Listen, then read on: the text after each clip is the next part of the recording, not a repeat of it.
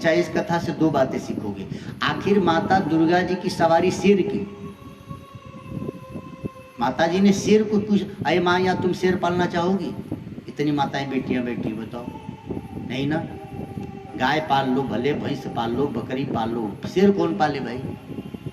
अच्छा, माता जी ने शेर क्यों सवारी बना ली? ये गौरी क्यों बनी? उसी से कथा समझ में आ जाएगी। अच्छा, नवरात्रि भी है ना, ठीक है, बात समझने लायक। भगवान शिव जी और माता पार्वती जी का जब विवाह हुआ ना, तो शिव जी को विवाह से पूर्व पाने के लिए माता जी ने बड़ी तपस्या की। तो आप सुने होंगे, माता पार्वती जी ने बड़ी तपस्या की, तब शिव जी मिले। तो तपस्या करके आए, उसके बाद तो विवाह ही हो गया। तो तपस्या करने से माता पार्वती जी का शरीर सांवला पड़ गया था जब विवाह हुआ। तो अच्छा, विवाह हुआ तो घर भी वैसे ही, बिना छत वाला घर, तो और सांवला हो जाएगा ना आदमी। वो तो बेटियां सांवली हो और घर में पड़े तो गोरी हो जाती। तो भगवान शिव जी एक दिन विनोद भाव में बोले कि देवी तुम तो बड़ी काली हो। अच्छा, माताओं को और कुछ बोल दो चले, काली ना कहो हमारी। जो मैया रोज काली माँ की पूजा करते उनको भी काली ना कहो, तो झगड़े हो जाएगा। तो पार्वती जी को, अब चूंकि पति है भगवान शिव जी ने विनोद भाव में कहा, और काली सुनने से उनको बड़ा बुरा लगा। और माता रानी गुस्से में उठी और तपस्या करने चली कि मैं अपना गोरा रंग पुनः पाके आऊं। गोरी तो थी ही पहले। अब शिव जी भी मस्ती वाले, बोले जा, आज का कोई पति होता तो मनाता कि भैया नवरात्र बाद जा। हाँ? माता रानी चली गई तपस्या करने वन में। अच्छा, वन में कोई देवी तप करने जाए तो भाई स्वाभाविक वो जमाने थे। जब पार्वती मैया तप करने के लिए बैठी तो एक शेर ने देखा कि अरे आहार तो मिला जंगल में। अब शेर तो चला था खाने के लिए, लेकिन माता रानी के तपोबल, उसको थोड़ी पता है कि ये पार्वती मैया है।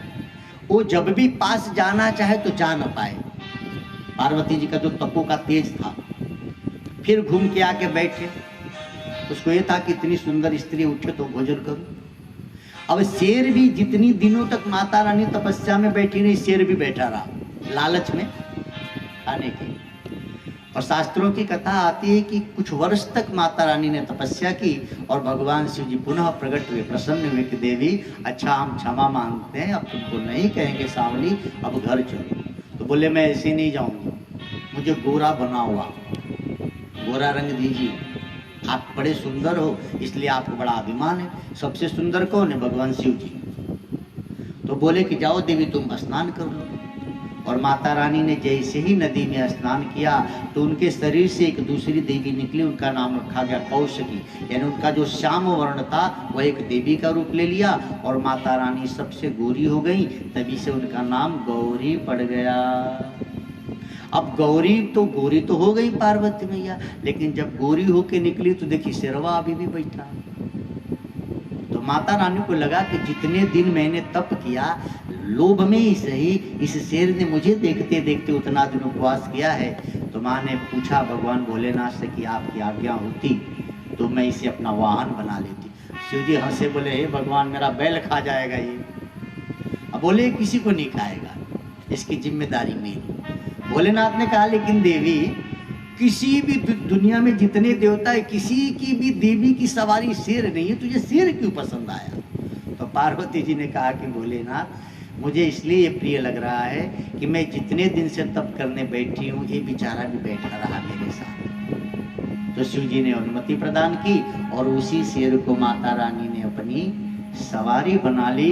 बोले शेरे वाली मैया की।